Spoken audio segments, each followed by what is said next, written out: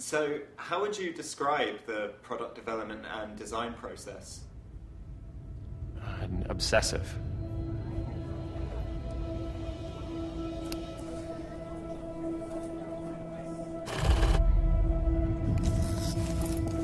For us, what Akrte릭스 is about is that meticulous attention to what drives performance. It's the commitment to a vision of what product's supposed to do, and the unwillingness to compromise that against anything else. So this ability to focus singularly on what product should be.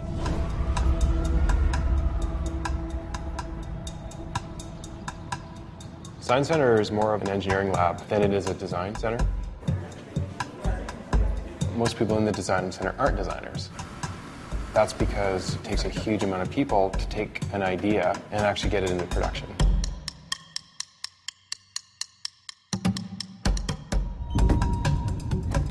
It's not a pristine like design lab you'd think of. You get in here and it's like it's a workshop for sure. The design floor pretty much replicates our factory, so all the machinery that we have in our factory is available on the design floor for our designers to use. It's a bit of a flurry of action every day. It spawns a lot of chaos and creativity. But I think there's some magic in the chaos that makes this place what it is.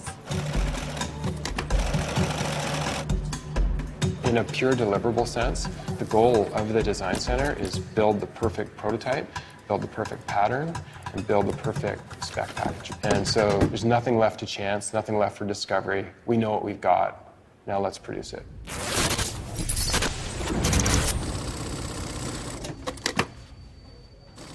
I find it really fun to be, kind of the Q of the James Bond, where I can sit there and say, oh, okay, I can make one of those, I can make one of those, and I for sure go hardcore, no lunch, make one, and then we go find out whether it had any merit. Our designers, they're always trying to make things better, make it lighter, faster, more efficient. And I think there's a selfish need there where so many of our designers play in the outdoors. They have this desire to create a better experience for themselves, and they can do that through the product they design. We started climbing at a pretty young age, and I think having that knowledge helps us make decisions more easily because we're not putting ourselves in someone else's shoes. It's more so like, well, these are our shoes, so we build what we know.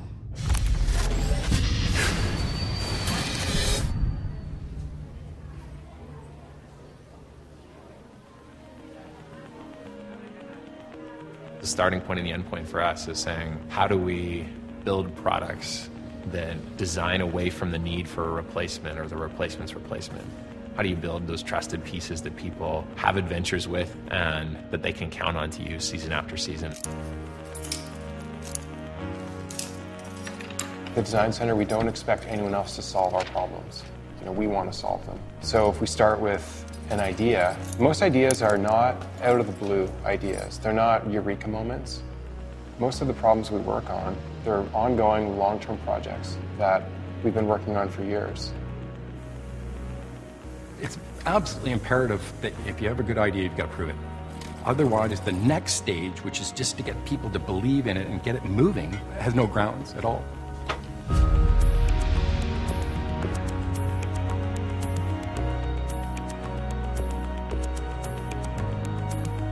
By the time we've gone through our design process and the consumer first sees it, can be as long as 3 years, but that consistency and quality and durability takes time. I guess we're limited by the constraints we have in terms of what machines do we have, what machines do factories have. That's never held us back from developing new tools, but when we think, oh, we need a new tool to do something, sometimes we have to invent that tool. What goes with that is this idea that if this works, we're going to have to outfit our manufacturing with these same tools.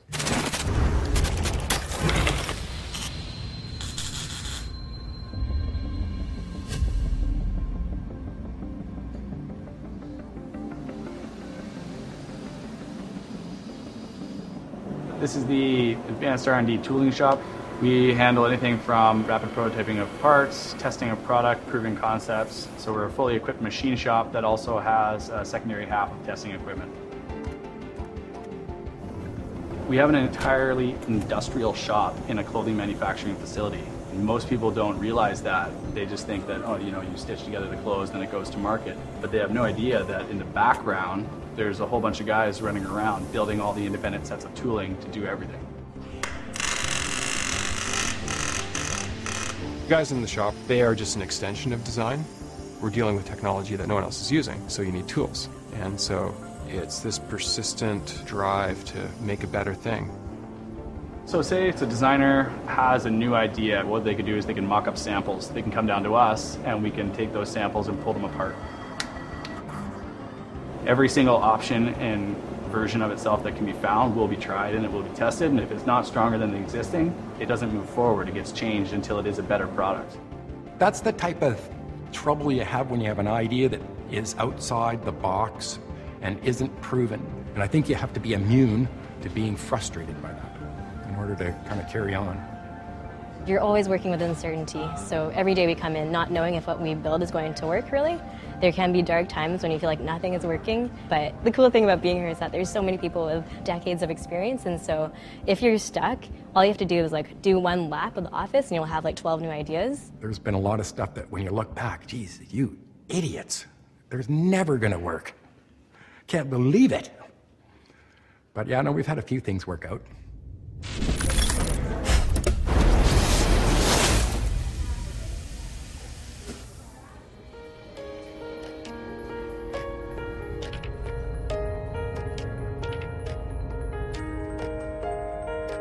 I think, it's a matter of time. Like when you have it in your hand and you've done the due diligence and it's looking really good, for that period of time, that's a great product or a perfect product. And then to improve on that is only inevitable. I've always admired Akrteryx for this. It's a company that its entire being was simply to make better product. It wasn't to stand up and jump up and down and say, hey, look at us. It was simply make the best product and people are going to find it. I think it's more to the point that we're about presence, we're not about noise. From a design perspective, it's a good impetus for us to remember that we've always got to stay ahead. We have to keep in mind, like, what's that next way? What's that relentless attention to better?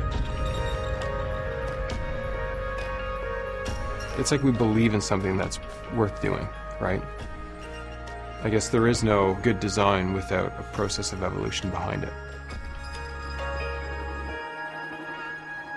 It's a bold outlook on design and life, not to be afraid, just to go and try it. And I think that's kind of what Akrteryx is about.